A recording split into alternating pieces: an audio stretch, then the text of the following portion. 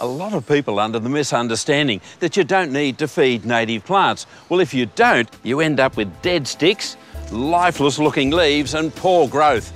Just like these Kwandong blueberries, the Elaeocarpus humundi. So now is the time to feed them.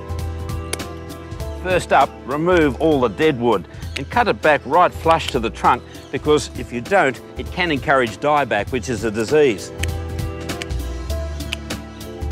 Then lightly cultivate with a garden fork, not a spade, right around the base of the tree. A garden fork does minimal damage to any surface roots. Then sprinkle on some native fertiliser. Water that in with a seaweed solution and repeat that every 2 to 3 months. And in no time, your Elaeocarpus humundis, your beautiful Kwandongs, will have lush growth and new red foliage, and all of your other natives will be looking fantastic.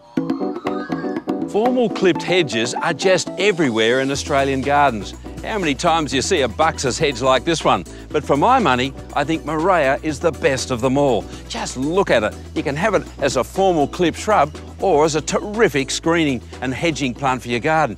You know, if you want to screen out car noise from your home, Murraya is fantastic. It also is so dense and evergreen, it's a terrific privacy screen as well. And just look at it at the moment in full flower, fabulous perfume, and they're looking great. It's one of the hottest plants in the garden at the moment, but I get a lot of letters, people saying, my Murraya hedge doesn't flower. Well, it all gets down to the critical timing of pruning. You see, these little flower buds start forming at the end of winter, so you've got to stop your pruning at the end of autumn. So you give the plant 3 or 4 months to come into flower. Now, when these finish, and how beautiful are they, to get a whole lot of new leaf growth, give it a light trim back, then next autumn it'll be back in bloom again. Murraya, it's a fantastic clipped hedge.